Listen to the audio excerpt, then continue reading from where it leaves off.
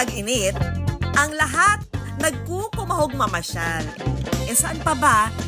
E di sa lugar na malamig ang simoy ng hangin.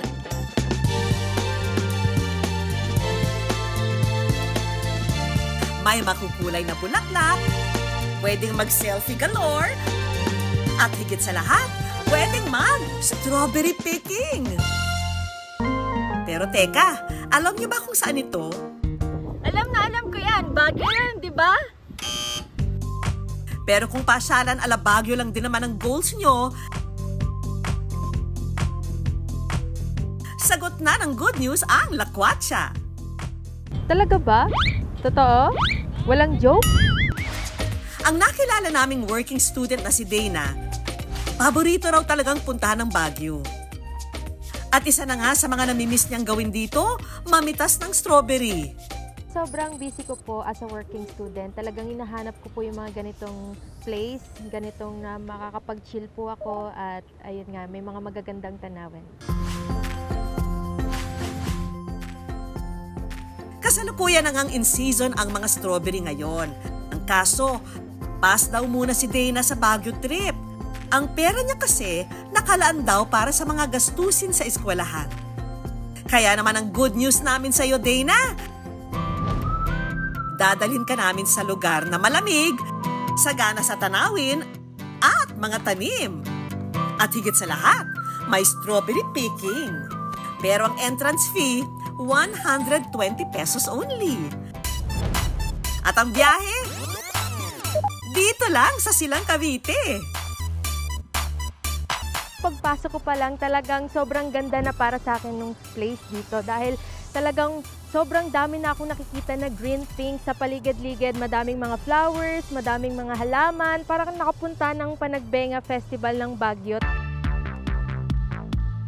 Tiyak na mahahappy ka kapag nakita ang 180-degree view ng flower field.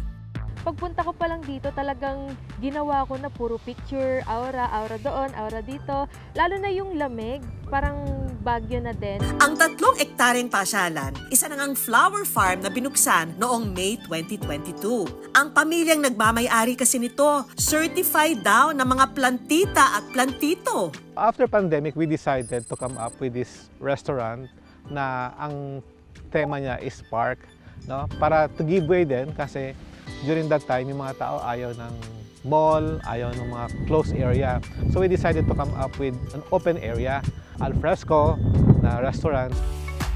By nature kasi ang mga Pilipino talagang gusto nila yung bulaklak. Estimate namin we have like over 500 species or varieties of flowers, shrubs, and grasses.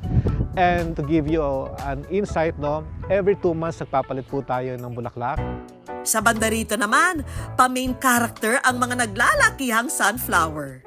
Marerelax ka talaga. Bagay na hinahanap-hanap ni Dana bilang working student. Selfie guys, capture the moment. Ayan, kung ganito naman talaga kaganda to, ay ilaban na natin to. Oh. Marami kayong may enjoy. Kaya ina-advise namin magdala kayo minsan ng mat para ma-enjoy nyo talaga yung park. Bukod sa sandamakmak na mga bulaklak, just like in Baguio, pwede rin daw kayong mag-strawberry picking dito ngayong harvest season. Ang mga variety ng strawberries nila katulad din daw ng makikita sa Baguio. Pwede raw itong gawin kada weekend hanggang maubos ang mga bunga. Kaya si Dana, hindi na nagpatumpik-tumpik pa at nanguha na ng fresh strawberries.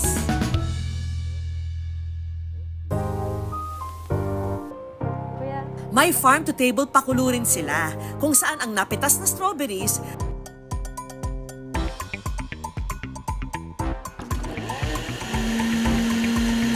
pwedeng gawing shake.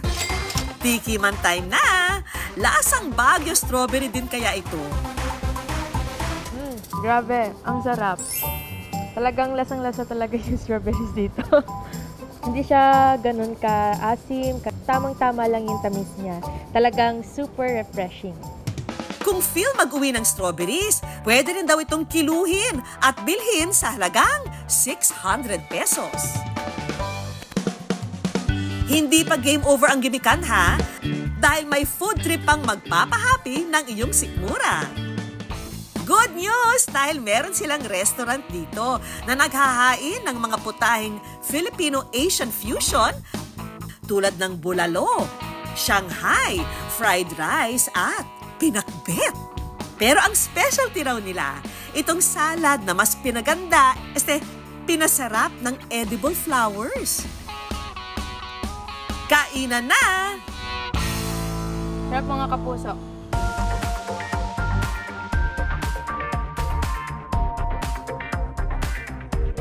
Ang maganda pa dito, kumakain ka na, busog ka na, tapos makikita mo pa sa paligid mo na ang gaganda ng view, lalo na sa labas, puro mga bulaklak. Talagang gaganahan po kayong kumain. Ang kagandahan dito na address namin, ini-improve pa namin yung aming area para makapagbigay pa ng sobrang saya sa kanila. Itong si Dana, busy man daw sa pagiging working student, nakapag-relax at nakapag-chill-chill din.